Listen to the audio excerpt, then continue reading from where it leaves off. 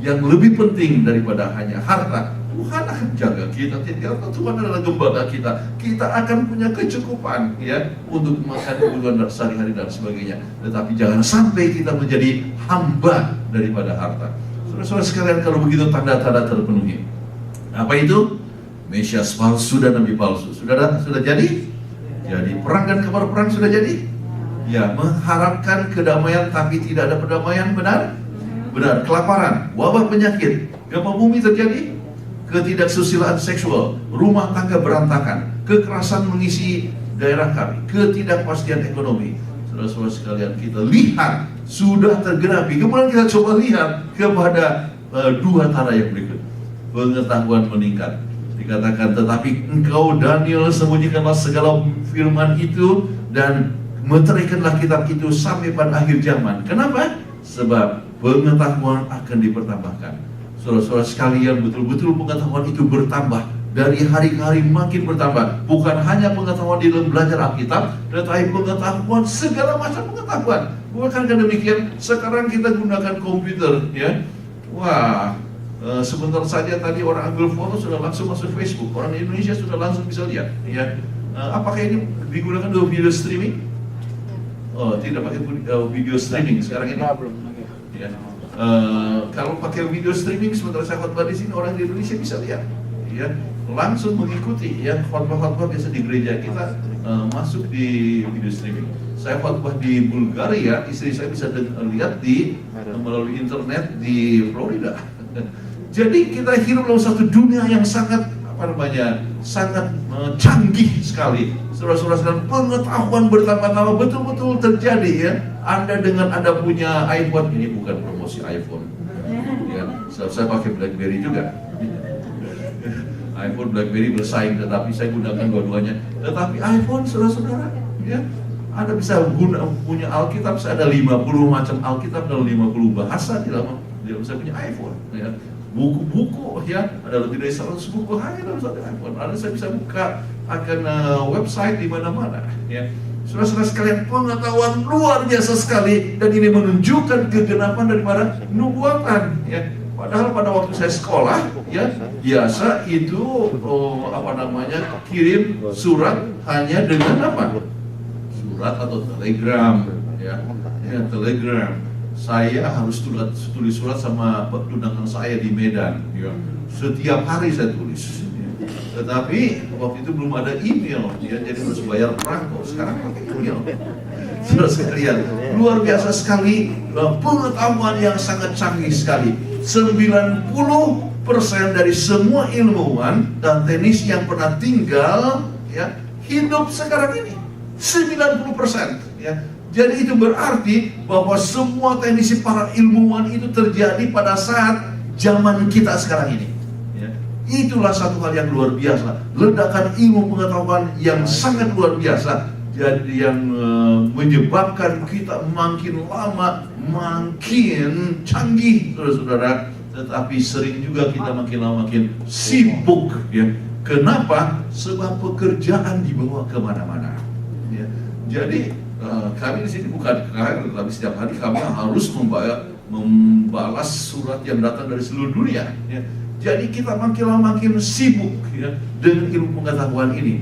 Baik, jadi apa yang dikatakan pengetahuan akan bertambah betul-betul terjadi. Dan hal yang sangat luar biasa kita pernah sebutkan pada hari pertama, diperlukan 6.000 tahun untuk menaikkan kecepatan transportasi dari 50 km per jam ke 300 km per jam. 6.000 tahun. Tetapi diperlukan hanya 25 tahun untuk menaikkan kecepatan kendaraan dari 300 km per jam ke 27.000 km per jam. Jadi pesawat ulang-alik namanya, ya. Pesawat ulang-alik itu bisa dicapai, ya, diketemukan di dalam waktu yang sangat singkat, ya. Dalam waktu hanya 25 tahun. Baik, kita harus mendalami firman Allah, melihat kegenapan nubuatan, dan kita boleh katakan sesungguhnya Tuhan akan datang segera. Nah, sekarang apa kata yang terakhir, saudara-saudara? Berita kebenaran ke seluruh dunia. Saudara-saudara sekalian, dikatakan dalam Matius 24 dan 14. Kita baca sama-sama. 23. Dan Injil kerajaan ini akan diberitakan di seluruh dunia menjadi kesaksian bagi semua bangsa. Sudah itu barulah tiba. Saudara-saudara sekalian, kabar Injil ke seluruh dunia menunjukkan satu hal yang luar biasa. Dalam waktu 200 tahun yang terakhir ini, maka kita lihat bahwa Allah bergerak, ya. Allah bergerak, ya saudara-saudara sekalian. Nah ini, ya, coba lihat fiber dari Indonesia. Maafkan. Nah sekarang saudara-saudara sekalian, Allah bergerak, makanya kita dapatkan pengabaran Injil dan kita dapatkan orang ribuan terima Tuhan, ya, ribuan orang menerima baptisan. Apakah itu melalui berbagai macam KKR, ya, luar biasa. Pengkabaran Injil sekarang ini diberitakan bagaimana saudara-saudara? Melalui buku, melalui majalah, melalui radio, melalui televisi, melalui internet, ya.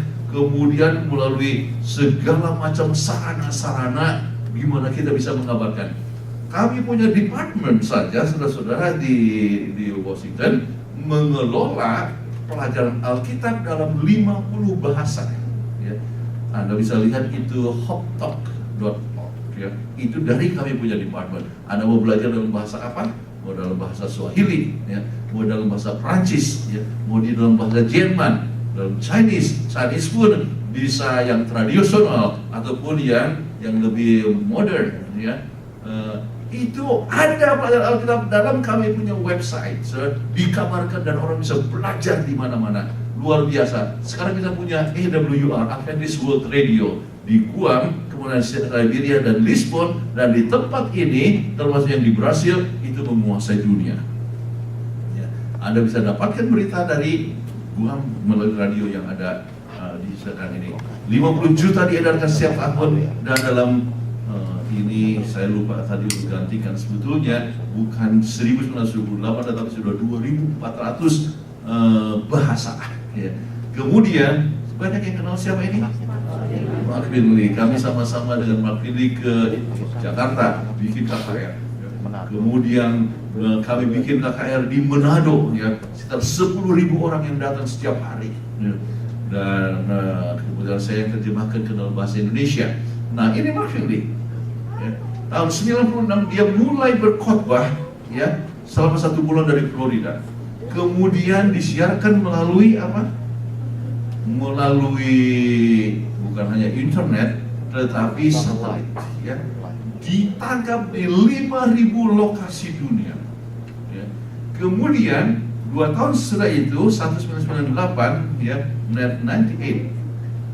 Dwight Nelson mengabarkan dari Barron Springs, Michigan, ya, dan saya di situ termasuk yang menerjemahkan bahasa Indonesia, diterjemahkan ke dalam 40 bahasa dan ditangkap di 100 negara. Jadi bisa bayangkan hanya 1 kali khotbah, tetapi 100 negara bisa terima itu, ya, dari berbagai macam dunia. Jadi kita lihat luar biasa. Jadi kalau kita dengar itu semua, kita tahu kedatangan Yesus sudah berada di ambang pintu. Kita tahu Yesus akan datang dan kita harus ingat apa yang kita harus buat. Matius 24 ayat 44. Sebab itu hendaklah kamu juga siap sedia, karena Anak Manusia datang pada saat yang kamu tidak duga. Saudara-saudara sekalian, Anak Manusia, Yesus, kedatangan Yesus kita tidak pernah duga. Kapan tiba-tiba saja, ya. Mengapa? Oleh sebab memang kita tidak pernah tahu akan masa depan. Saya tidak pernah sangka waktu 6 April 2013 yang lalu, saya baru artinya mengajar di Ayas. Kemudian ada perayaan reuni daripada AUP, ya, Adventist University of the Philippines. Saya baru saja gerak badan, baru makan pagi. Saya masuk di kamar, ya, tiba-tiba dapatkan telepon dari Catherine. Ya, ada di mana? Di kamar. Bisa duduk baik-baik? Oh iya, duduk baik-baik.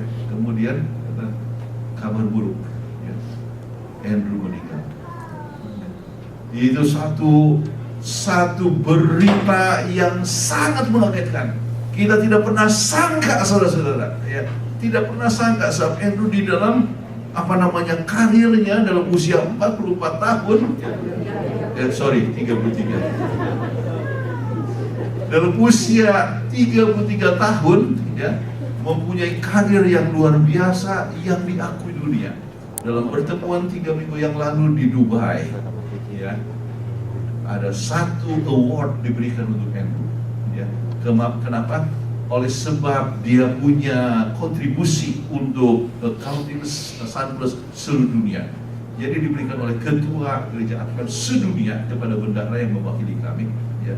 Dan itu pendeta Bob Lennon berikan kepada kami ya. Tetapi saudara-saudara sekalian, dia sedang dalam karir yang luar biasa, tetapi bisa meninggal begitu saja ya. Hanya sesaat ya terjadi kematian. Saudara-saudara sekalian, kita tidak pernah tahu apa yang terjadi dengan kita. Besok lusa tidak pernah kita tahu. Itulah sebabnya dikatakan kita harus siap sedia ya. Karena anak manusia datang pada saat yang tidak kamu duga. Kematian kita tidak pernah duga. Kedatangan Yesus kita tidak pernah duga. Tetapi kita tahu tanda-tandanya. Nah, bagaimana kita bersedia? Saudara-saudara sekalian, kita dapat bersedia kalau kita lihat dalam 2 Petrus 3 ayat 14. Kita baca sama-sama, 2-3. Sebab itu saudara-saudara yang dikasihi, sambil menantikan semua ini, kamu harus berusaha supaya kamu kedapatan tak bercacat dan tak bernoda di hadapannya dalam perdamaian dengan. Jadi satu-satunya jalan supaya kita bersedia ialah apa? Berdamai dengan Tuhan. Terima Yesus sebagai juru selamat. Bersedia dikatakan tak bercacat dan tidak bernoda, sesuai dengan kehendak Tuhan. Saudara-saudara sekalian, kita boleh mempunyai hidup yang penuh dengan sukacita dan kita rindu untuk masuk di surga. Betapa senangnya hidup di surga, sebab surga adalah yang kita tuju. Namun saudara-saudara sekalian, untuk tiba di sana kita harus berdamai dengan Tuhan. Kita harus menyiapkan diri kita untuk kedatangannya. Saudara-saudara sekalian, saya ingin bertanya, siapa yang bertanya bahwa kedatangan Yesus yang kedua kali telah dinubuatkan? Yang percaya boleh angkat tangannya, saudara-saudara. Puji Tuhan. Yang kedua, siapa yang percaya bahwa Yesus akan datang segera? Puji Tuhan. Siapa yang ingin bersedia untuk kedatangan Kristus yang kedua kali? Saya undang untuk berdiri di tempat. Yang ingin bersedia untuk kedatangan Kristus yang kedua kali. Puji Tuhan. Sama-sama kita berdoa. Bapa dalam surga, kami puji nama Tuhan oleh sebab kasih yang luar biasa yang Kau berikan kepada kami. Engkau mencintai kami dan Engkau merindukan kami untuk selamat. Engkau merindukan supaya kami mendapatkan kebahagiaan. Itulah sebabnya Engkau telah mencari kami. Kami bersyukur oleh sebab Engkau telah membawa kami sekali untuk datang pada Tuhan, belajar firman Tuhan. Kami menyadari ya Bapa bahwa kedatangan Tuhan sudah berada di ambang pintu. Itulah sebabnya kami patut untuk selalu bersedia. Terima kasih ya Tuhan untuk telah memberikan amaran kepada kami untuk kami bersedia. Kiranya masing-masing kami boleh selalu bersedia kapan saja Tuhan datang, kapan saja Tuhan memanggil kami. Dan kami boleh termasuk dalam kelompok yang menyambut akan kedatangan Tuhan dengan sukacita. Kami akan selalu memiliki pengharapan dalam Tuhan. Dan kami semua boleh memiliki kebahagiaan, sukacita, dan damai sejahtera. Terima kasih ya Bapa oleh sebab janji-Mu yang demikian ajaib. Dan mohon berkat-Mu supaya kami dapat kembali lagi besok untuk belajar lebih lanjut akan kebahagiaan yang bersumber daripada Tuhan. Terima kasih ya Bapa. Kami mohonkan juga perlindungan kami Tuhan kepada kami dalam perjalanan ke rumah masing-masing. Jauhkan dari mara bahaya. Biarlah kami tiba dengan selamat di rumah masing-masing, penuh damai sejahtera yang datang daripada Tuhan. Terima kasih ya Bapa, Engkau dengar doa kami yang kami alaskan dalam nama Yesus Juru Selamat kami. Amin. Baik, saudara-saudara sekalian, pelajaran kita malam ini sudah selesai. Dan besok pagi ya, pembahasannya adalah rumah tangga bahagia.